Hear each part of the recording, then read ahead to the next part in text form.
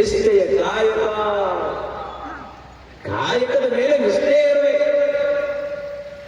ಹಂಗ ಬಸವಣ್ಣ ಎಷ್ಟು ನಿಷ್ಠೆ ಇಟ್ಟಿದ್ದ ಅಂತಂದ್ರ ಒಂದು ದಿನ ಕಲ್ಯಾಣದೊಳಗ ಕರ್ಣಿಕನ ಲೆಕ್ಕ ನಡೆದಿದ್ದ. ಅಲ್ಲಿ 2 ದೀಪಗಳನ್ನು ಇಟ್ಟಿದ್ದ ಬಸವ, 2 ದೀಪಗಳನ್ನು. ಆ ಎಲ್ಲ ಕಲ್ಯಾಣದ ಬೊಕ್ಕಸದ ಕಾಯಕ ಮುಗಿದ ತಕ್ಷಣ ತನ್ನ ವ್ಯವಹಾರ ಪ್ರಾರಂಭ ಆಯಿತು. ಬಿಜ್ಜಳ ಮಹಾರಾಜ ಅಲ್ಲಿ ಓಡಾಡ್ತಾ ಇದ್ದ, ಅದನ್ನ ನೋಡ್ತಾ ಇದ್ದ. ಏನ್ ಮಾಡಕತ್ತಾನ ಬಸವಣ್ಣ? ಮಧ್ಯರಾತ್ರಿ 12 ಆಗಿದೆ. ಆಗ ಒಂದು ದೀಪವನ್ನು ಆರಿಸಿದ, ಮತ್ತೊಂದು ದೀಪವನ್ನು ಹಚ್ಚಿ ತನ್ನ ಕಾಯಕವನ್ನು ಪ್ರಾರಂಭ ಮಾಡಿದ.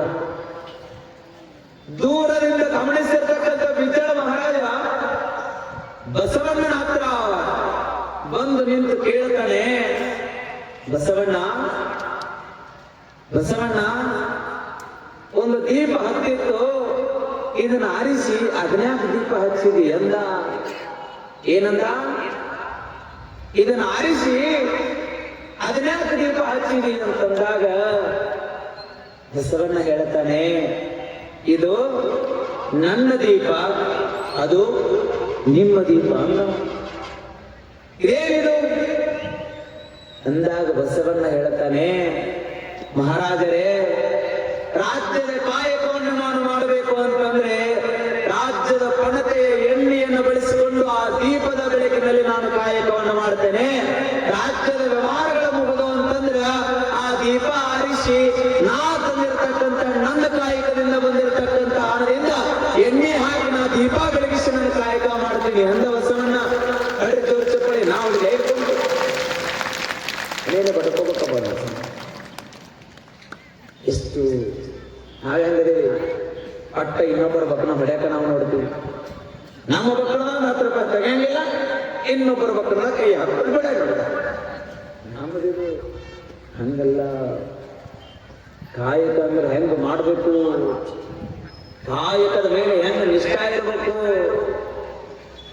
ಬಾಲ್ಕಿಯ ಪಟ್ಟಣದೊಳಗ ಕುಂಬಾರ ಗುಂಡಯ್ಯ ಅಂತ ಒಬ್ಬ ಶರಣನಾಗಿ ಹೋಗ್ತಾನ. ಕುಂಬಾರ ಗುಂಡಯ್ಯ ಕಲ್ಯಾಣದಲ್ಲಿ ಹೆಂಗೆ ಕಾಯಕ ಮಾಡ್ತಿದ್ದ ಅಂದ್ರ, ಕುಂಬಾರ ಗುಂಡಯ್ಯನ ಕೆಲಸ ಏನು ಅಂತಂದ್ರ ಗಡಿಗೆ ಮಾಡೋದು. ಗಡಿಗೆ ಮಾಡೋದು. ಕುಂಬಾರ ಸರ್ ಬಂದಾರ? ಇವತ್ತು ಬಂದಿಲ್ಲ ಕಾಣಿಸುತ್ತೆ. ಅದಾರ ಡಾಕ್ಟರ್ ಅದಾರ? ಕುಂಬಾರ ಡಾಕ್ಟರ್ ಅದಾರ? ಆಯ್ತು. ಆ ಏನು ಗಡಿಗೆ ಮಾಡಲಿದ್ದಲ್ಲ ಕುಂಬಾರ ಗುಂಡಯ್ಯ, ಆತ ಮಣ್ಣ ಹಳ ಮಾಡ್ಬೇಕಾಗಿತ್ತು, ಕಾಲಿಂದ ತುಳಿಬೇಕಾಗಿತ್ತು. ಇವಾಗಿನ ಸಾಮಗ್ರಿಗಳು ಇರಲಿಲ್ಲ, ಟೆಕ್ನಾಲಜಿ ಇಂಪ್ರೂವ್ಮೆಂಟ್ ಆಗಿರಲಿಲ್ಲ. ನಾವೆಲ್ಲ 5G ಟೆಕ್ನಾಲಜಿ ಒಳಗಿದ್ದೀವಿ, ಮುಂದಿನ 8G ಟೆಕ್ನಾಲಜಿಗೆ ಹೋಗ್ತೀವಿ. ಕರೆ ಆ ಕಾಯಕ ಹೆಂಗ ಮಾಡ್ತಿದ್ದ ಕುಂಬಾರ ಗುಂಡಯ್ಯ ಅಂದ್ರ, ಬಾಲ್ಕಿ ಒಳಗ ಮಣ್ಣು ಹದ ಮಾಡಾಕತ್ರ ಕೈಲಾಸದೊಳಗ ಶಿವ ಎದ್ದು ತಕ್ಕ ತೈ ತಕ್ಕ ತೈ ತಕ್ಕ ತೈ ಅಂತ ಕುಣಿತಿದ್ನು ಕೈಲಾಸದೊಳಗ. ನಾವು ಮನ್ಯಾಗ ಸಿರಾಕತ್ರ ಹೊರಗಿದ್ದ ಮಕ್ಕಳು ಇವ್ಯಾಕ ಸಿರಾಕತ್ತವ ನೀನ ಅಂತ. ನೀ ಸಿರಾಕತ್ತಿದ ಮತ್ತೆ ಓಡಕೋ, ಮತ್ತೆ ಮನಿ ಸಿಗಕರೆ ಬರೋದಲ್ಲ. ಖರೇ ಕುಂಬಾರ ಗುಂಡಯ್ಯನ ಕಾಯಕ ಶಿವ ಕೈಲಾಸದೊಳಗ ತಕ್ಕ ತೈ ಅಂತ ಕುಳಿತಿದ್ದ. ಒಂದು ದಿನ ಈತನ ಭಕ್ತಿ ಮೆಚ್ಚಿ ಕೈಲಾಸದಿಂದ ಧರೆಗಿಳಿದು ಬಂದ ಶಿವ, ಧರೆಗಿಳಿದು ಬಂದು ಕುಂಬಾರ ಗುಂಡಯ್ಯನಿಗೆ ಕೇಳ್ತಾನೆ, ಸುರೇಶನ ಏನಂತ? ಏ ಗುಂಡಯ್ಯ, ಎಷ್ಟು ನಿಷ್ಠೆಯಿಂದ ಕಾಯಕವನ್ನು ಮಾಡಕತ್ತೀಯಪ್ಪ. ಏ ಗುಂಡಯ್ಯ, ನಿನ್ನ ಕಾಯಕ ಮೆಚ್ಚಿ ನಿನ್ನ ಕೈಲಾಸ ಕರ್ಕೊಂಡು ಹೋಗ್ಬೇಕಂತ ಬಂದೇನಿ ಬಾ ಅಂದ. ಯಾರೋ? ಯಾರಯ್ಯವ? ಯಾರಯ್ಯಪ್ಪ? ಕಲ್ಲಪ್ಪ ನಾಲೋಯಪ್ಪ ಶಿವ. ನಾವು ನೀವು ಯಾರೇ ಆದ್ರೆ ಸುಮ್ಕೊಂಡಿರ್ತಿದ್ವೇನು? ಅಯ್ಯೋ ಮರ, ಇವ್ರ ಕಾಲ ಸಾಗ ಇತ್ತ. ಒಂದು ಬೈ ಅಂತೈತಿ, ಒಂದು ಚಿಟ್ಟ ಅಂತೈತಿ, ಒಂದು ಕೊಡು ಅಂತೈತಿ, ಒಂದು ಬಡ್ಯಾಕ ಬರ್ತೈತಿ, ಒಂದು ಹಂಗೆ ಕಿಸೆ ಕೈ ಹಾಕತೈತಿ, ಇದುವರೆ ತಲೆ ತಿಂತೈತಿ, 10 ಹೊತ್ತು ಊಟ ಮಾಡಿಕೊಡೋದಿಲ್ಲ, ಅಡಿಗೆ ಮಾಡಿಕೊಡೋದಿಲ್ಲ,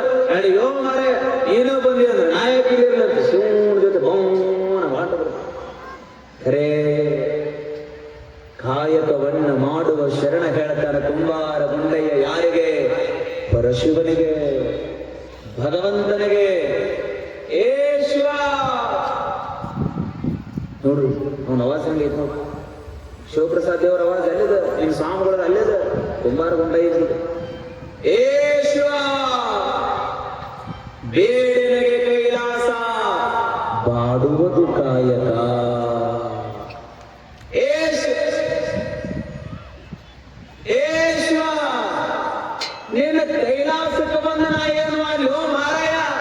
ನಿನ್ನ ಕೈಲಾಸಕ್ಕೆ ಬಂದ ಅಂದ್ರೆ ನನ್ನ ಕಾಯಕ ಬೇಡ, ಬಾಡಿ ಹೋಗುತ್ತೋಯಪ್ಪ.